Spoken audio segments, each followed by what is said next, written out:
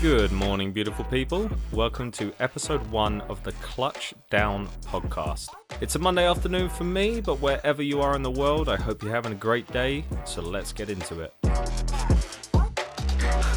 Starting things off with Call My Bluff. This is where I get a listener to message in a bluff, which is a statement about the NFL history, and I have to figure out if it's true or false.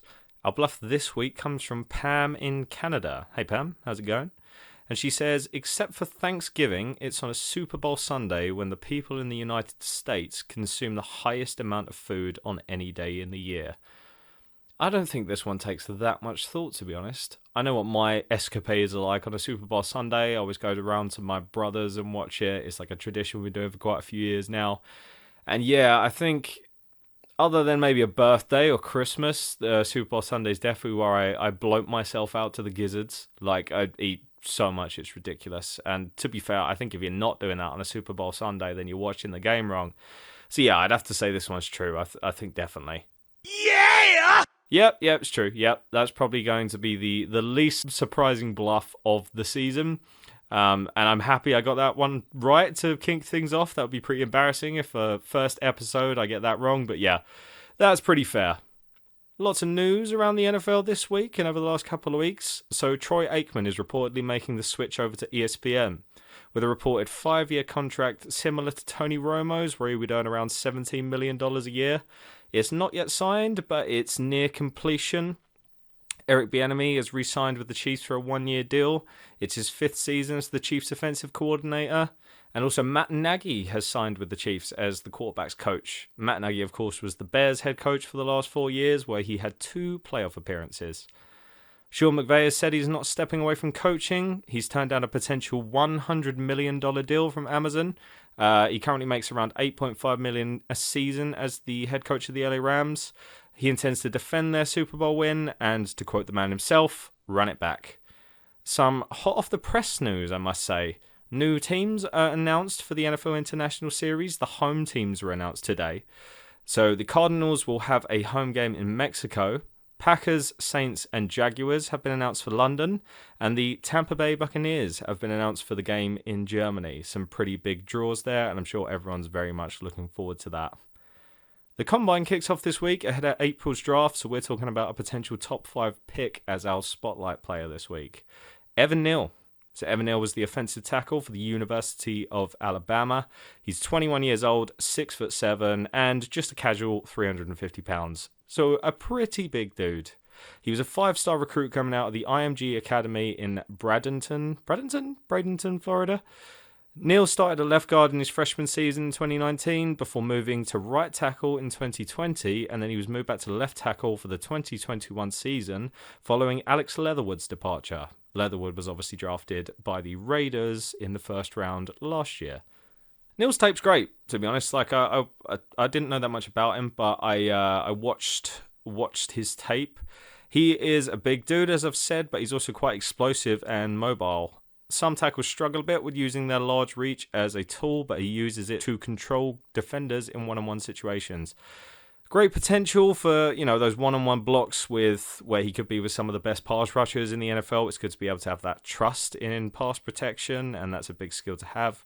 He's got good vision in the run game, but I think he needs a bit more consistency there. Sometimes when he makes a decision, he makes it quick, but it's not always the right one, which can get him caught in the wrong place, and that knocks him off balance, and it's just, not the greatest situation.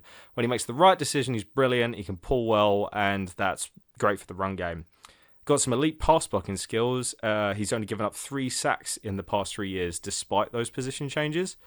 I think if you're anyone in the top 5, anyone picking in the top 5, especially Jacksonville, and you're looking to protect your franchise quarterback, Trevor Lawrence, it's a great pick. If you can coach him up to have some better consistency in the run game, which I think, you can, you're looking at a potential all-pro tackle, which is obviously a hot commodity.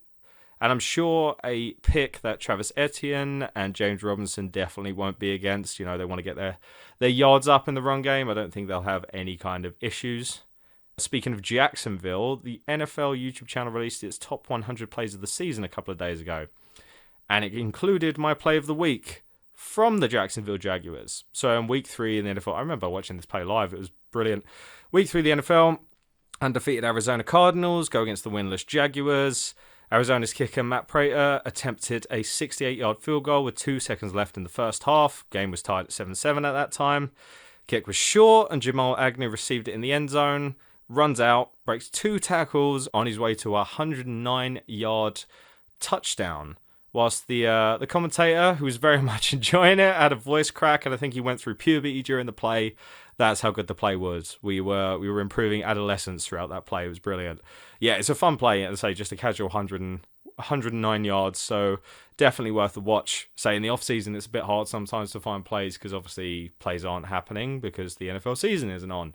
But sometimes you just get something that, comes across your YouTube or your Twitter or on Instagram, and you see these plays and you're just like, oh, damn, I remember that. That was brilliant. That was fun and all that. So, say, throughout the off-season, I'll still be finding my plays of the week. And, for some of the maybe British fans or players who haven't been watching as much, like people who haven't been watching as much, then, it's good to be raising awareness for some of these awesome plays that happen because, I can never get enough of them. Jacksonville obviously ended up losing 31-19, but nonetheless, it was an incredible play.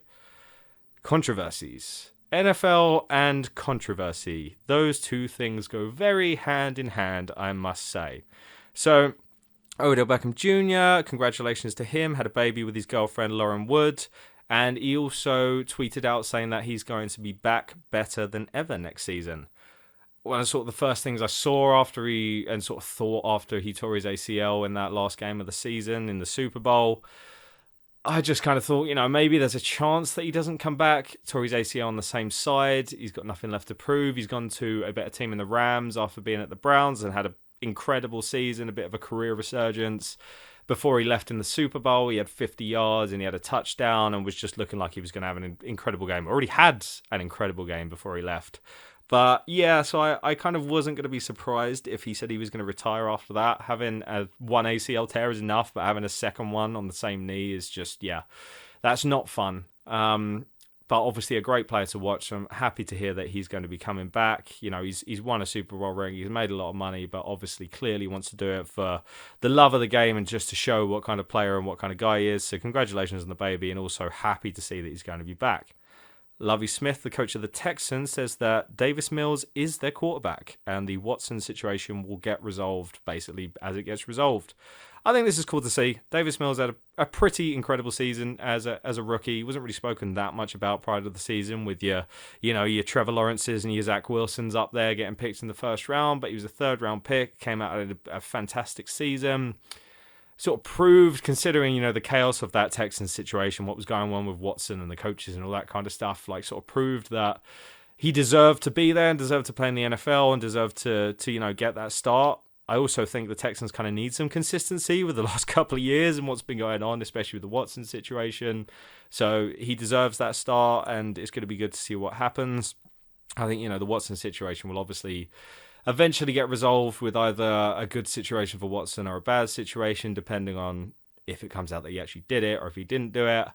I think, innocent until proven guilty, it doesn't look good. But if it does come out that he didn't do any of it, then, fantastic. Let him play, do whatever he likes.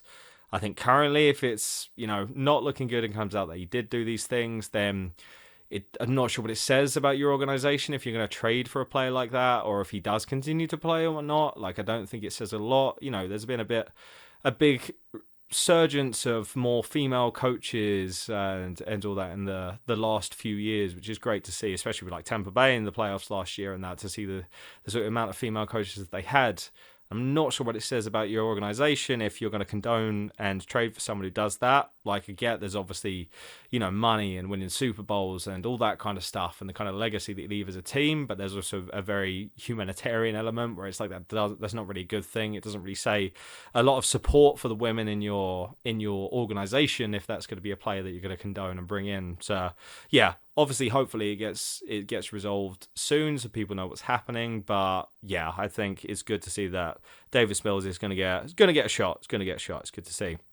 Speaking of young quarterbacks, Trey Lance apparently hasn't developed as much as the 49ers have wanted him to. This has been reported online recently.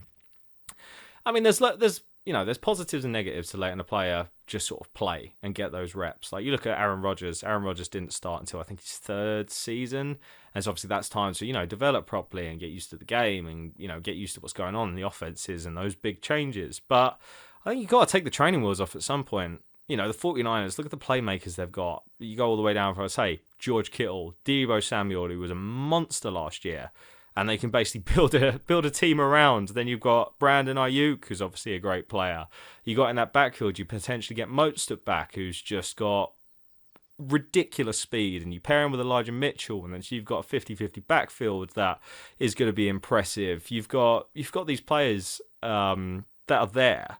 So I think he's got the playmakers around him to succeed. I mean, Jimmy Garoppolo was a game manager anyway. So maybe bringing Trey Lance in that role to start off with, have a bit more of a condensed offense, see what you can do with that and get him those reps. So he's actually playing in the big games and all that and see what he does. And then, as he starts to improve, as he starts to get comfortable, then, as I say, take those training wheels off, let him have a bit more control, build a bit more of a complicated offense for him to use, something that's, a bit more to his actual sort of skill set and fundamentals. But I think sometimes you just got to let him play. Like, look at Josh Allen. I say rookie season wasn't anything to shout about, but he played then. Second season was an improvement, but again was just sort of average as a quarterback. And then now, last two seasons, has been playing at almost a consistent MVP level. So that's just Josh Allen as one example, but I think sometimes you just got to let these guys get the reps and see what they do and go from there. And yeah, and I'm looking forward to see what Trey Lance does. I think he's quite an exciting prospect, and I think the 49ers, just as a organization and as a team and with the young dudes and all that they've got, I think they're going to be fun to watch for quite a few years. So if you throw Trey Lance in there and all that, I think it's good. I see the benefit to making him sit for a little longer, especially behind Garoppolo if they re-sign him. Garoppolo's obviously been to the playoffs multiple times. He's played in a Super Bowl. So although he's not the best quarterback, he's got that experience in those big games to impart onto Lance. Be interesting to see what happens, but I'm very much for take the training wheels off, see if they sink or swim. Cast your net out in the ocean and see what happens. So yeah, looking forward to seeing what Trey Lance does. Aaron Rodgers has come out and said that reports that he wants to be the highest paid player in the league are actually false. Mahomes is currently top with a contract that pays him $45 million a year. There's been lots of discussions about, where Rodgers will end up going next year, if he'll stay with the Packers, but it's interesting to kind of have a look at it. This, I think, is sort of a damned if you do, damned if you don't situation. I mean, if you do, you're re-signing a quarterback who's just had another MVP season. Obviously, a fantastic player, is playing at just an insane level at the moment, which is he's so much fun to watch. But then obviously if you re-sign him, then that means you don't have the cap to sign other players, and so does that halt the development of that team? So it's a bit of a sort of catch-22 situation. I mean, the Packers in the last couple of weeks have been restructuring quite a few contracts to what looks like be able to re-sign him. And I mean, the likelihood is that they sign Devontae Adams to the franchise tag. So if they could bring him back, then that would be great. But yeah, we'll see. I mean, it almost seems like maybe Rodgers has kind of... He doesn't seem to have that same fire to win that Super Bowl. It kind of just seems like he's just sort of wants to make the money and make an impact more so now than anything. That's the impression I get. Maybe not. Maybe he's still the consummate competitor and all that. But I think now he's just kind of like, Packers, we've been on the fringe for a couple of seasons. We haven't gone to the Super Bowl in those few seasons, even when we've made the NFC Championship. So maybe he's just thinking, I'll just get that bag, I'll get that money, and then sort myself out for the future. And then hopefully we can just sort of find a way over this hump. But I think he deserves it. But, as it's always, we're talking about money in the NFL and quarterbacks, it is kind of a damned if you do, damned if you don't situation. I only go back to Derek Carr. And, the last few years he said about taking a team-friendly deal a couple of years ago he took a bit less money to get Gabe Jackson and Khalil Mack paid, and then obviously Khalil Mack didn't end up re-signing and got traded. But, quarterbacks, I suppose you've got to walk that line of, I play at this level, I deserve this amount of money, and although I play at this level and deserve this amount of money, how much can I leave on the table to be able to re-sign other players? But yeah, we'll see what happens there. He deserves it, so we'll see what happens. Could quite easily go and have another MVP year next season. But yeah, be interesting to see what happens, and just interesting to see what happens with the Packers overall. Yeah, obviously, if they're in London next year, which it looks like they will be from what's been announced, then it would be great to see Aaron Rodgers over here. But as that situation develops, we'll see. Finally, my album of the week this week. White Lies 5 V2, or White Lies 5 version 2, depending on how you look at it. I've been a bit obsessed with this band lately. I've kind of been listening to them all day, every day. They've been a staple on all my car journeys and all that. So I can't really recommend them enough. They're sort of, the more I listen to them, the more I find different influences from different bands and different artists and all that. Like there's a bit of a Bowie vibe I found out the other day. Got a bit of New Order about them. I say Tears for Fears, Editors, like, you know, when you're a comparison and you're a kind of a congregation of all those four, that's not necessarily the worst thing in the world. So yeah, I can't help but recommend, I say 5 version 2, but check out any of the White Lies album. They've got a new album out now, which is As I Try Not to Fall Apart. Been listening to that on repeat as well. But I say 5 V2 has been my album for the week, so definitely give it a check out. Well, that's everything for today. Thank you guys for listening. I'll be back soon again with another episode, which will be obviously episode 2. Be following all the combine action, the draft action, all the re-signs and trades in the off season. So yeah, looking forward to getting that info out and talking to you guys. Thanks a lot. See you later.